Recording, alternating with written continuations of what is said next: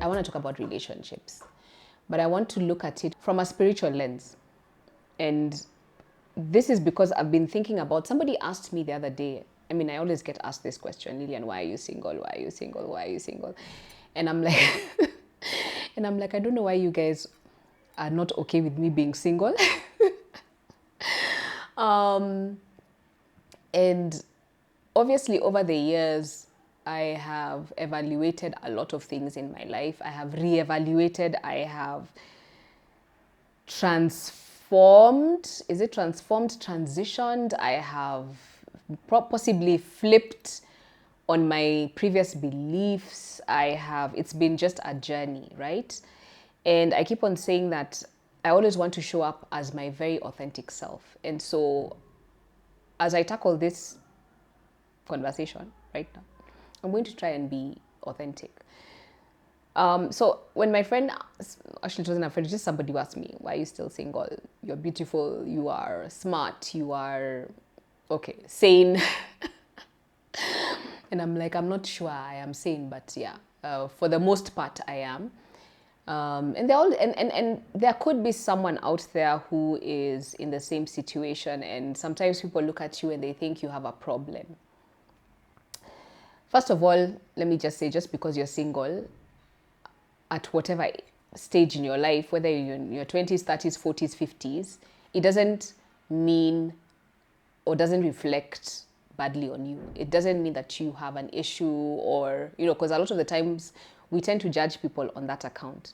But that aside, which is not the point of this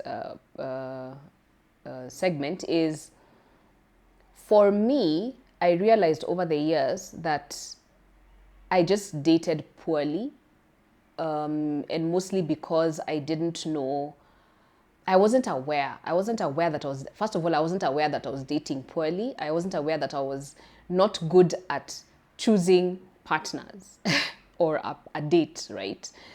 So I would find myself in a situation that very quickly I'd be like, how did I even get to talk to this person or even get here?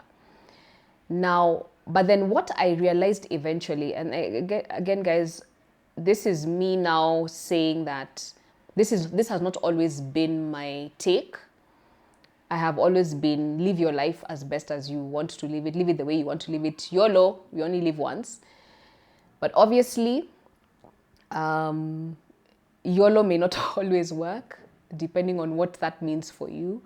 And so for me, I've changed that mindset to more of bringing in God into every single thing that I do, whether it's my relationships, it's my work, it's my family, it's just everything, right? So bear with me. So when I talk about this experience, I'm talking about it from the point of where I have been and where I am now. So where I was, I remember there's this time that I dated somebody who, I've always been very, I love God, right? And I've always been like that. I've always been religious. I remember I grew up in a Catholic home, so my dad was very strict about us going to church every Sunday, and even when I moved out of home, I guess out of habit, I was always going to church every Sunday. When I gave birth to my daughter, I think for the first 7 years, I would go to church every Sunday, or at least every other Sunday. So I've always been that person. I've always loved God. I have a huge, what's the word? I have a huge, I'm very, what is it? I don't shy away from talking about God. A lot of people do. They may love God, but they shy away from talking about it, but I don't really do that. Most people know that I love God, yeah. So anywho, however, despite that, I'm human, right? That's not an excuse, but I may not really have been like the straight Christian. Despite my love for God, I would still do what I want to do, right? But then I realized, and I've realized over the more recent years, as my journey with God changes and transitions and transforms and becomes more intimate, I realized that back in the day, I did have a relationship with God, but I really didn't know him like that. Like you'd go, like I read a post the other day on social media, and somebody posted and said that Christians, and this person who's posting is not a Christian, she's atheist actually.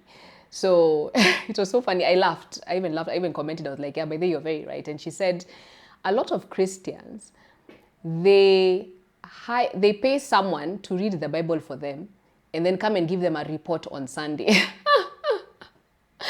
And I thought that was so accurate, right? I mean, and coming from an atheist, I know it was more in a mocking manner, but I remember agreeing with her and saying, you're absolutely right. Because even when I used to go to church every Sunday, during the week, I wasn't really praying or reading the Bible or developing my relationship with God. And then on Sunday, I would go and I would get high on the pastor's supply, depending on how good the sermon is. And then feel like, I have a relationship with God. But then I realized that was a very shallow representation of what a relationship with God looks like. So over the years, I have kind of refined it and learned from scratch what that really means. And what came up for me really, really in a big way was the fact that a lot of my relationships in the past really failed because they lacked the God factor. Now that is for me. I know there are people who this is not going to relate.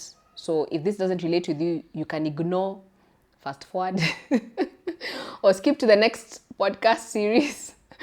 But for me, I just realized that I wasn't putting God straight and center. And I'll give you an example.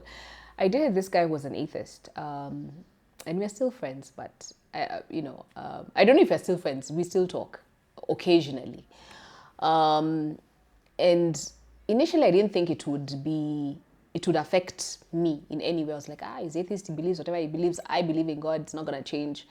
But what I realized is over time, there are jokes he would make, like before where I would be appalled at some Christian jokes he would make.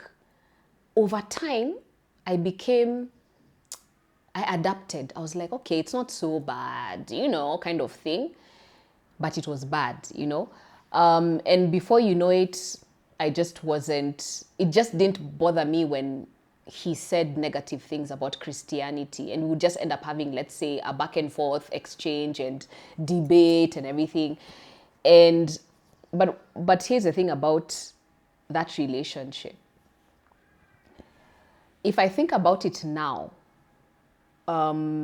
because I think that's the one person who I dated who just had no relationship with God whatsoever. And that was also one of the relationships that really broke me.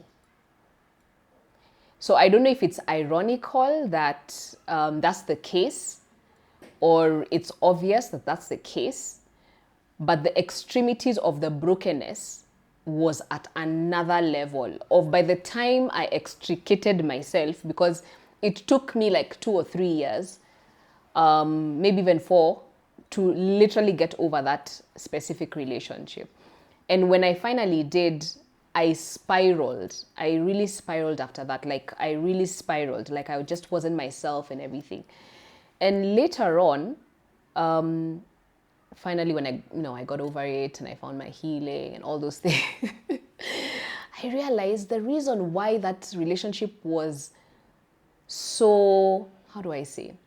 There was a point there where I felt like I was dating myself, like not myself. I was in a relationship on my own, right?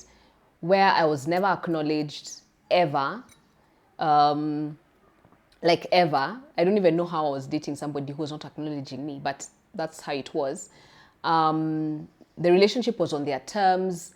I was going out of my way to build the relationship. I was really working hard. People say you should work on your relationship. Me, I think I was a builder. I was the one building the foundation, the cornerstone. Anywho, so when I think about it, it's really funny. But that was also one of the relationships where I was not respected. There was just no respect. It was just bad. Anywho, Why am I talking about it? I'm talking about it because right now, when people ask me why I'm single, I'm just like, I'm single because I'm yet to meet somebody who puts God at the center of his life.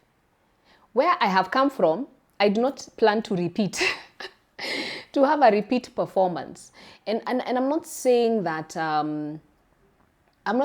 people who believe in God or all Christians are great. No, not at all. Like we already said, some of us Christians, we used to just live our own life, and we can be as mean as, or even worse than even people who don't believe in God. So that's not the point. But for me, I just felt like when you're not aligned, it doesn't work. I don't know. I don't know anybody who, and this is I'm reaching. I'm just reaching here. I don't know.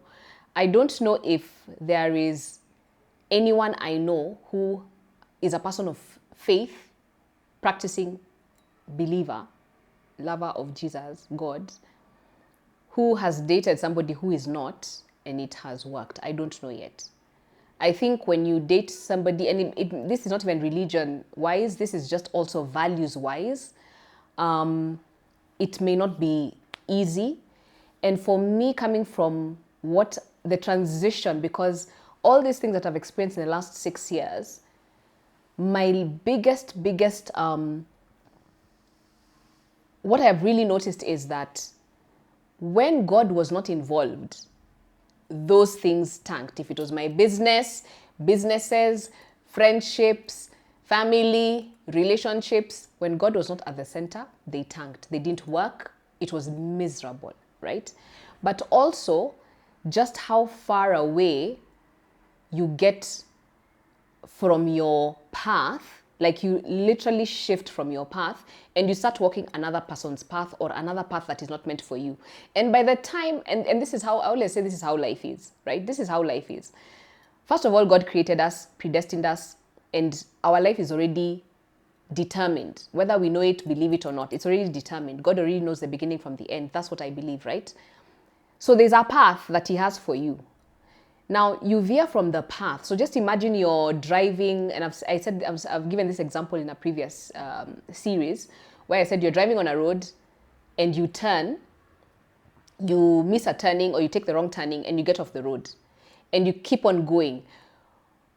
Either two things. Either you will find another road ahead that brings you back to the road you're supposed to be on, or you will just literally get lost.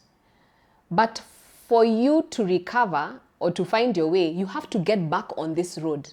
Now, the thing is, that road could take you to another town, another city, another country, but it's still the wrong road.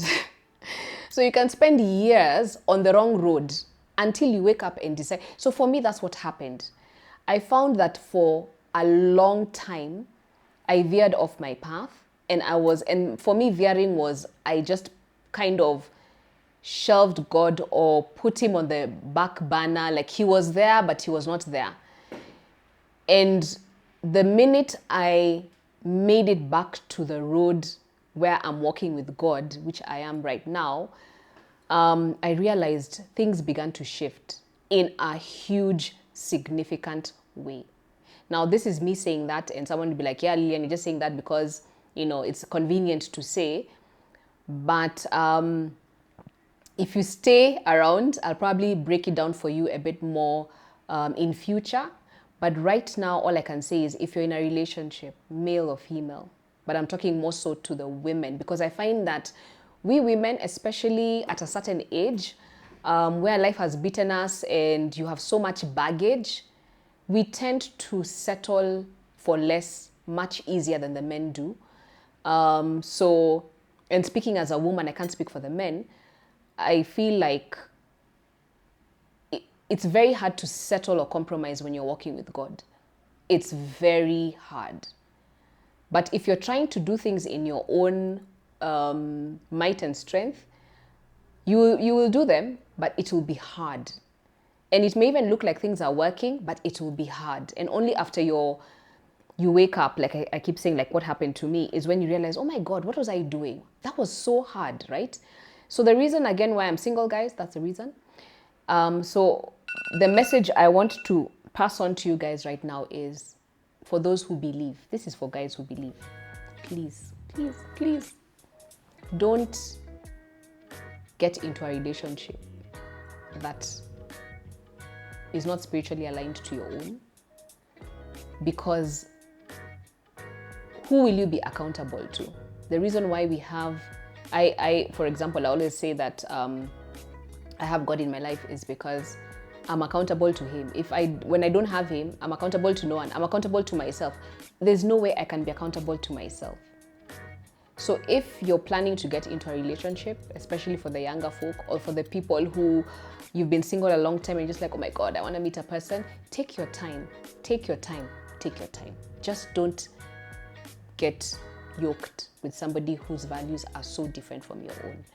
So yeah, so that's it for this segment, guys. See you soon.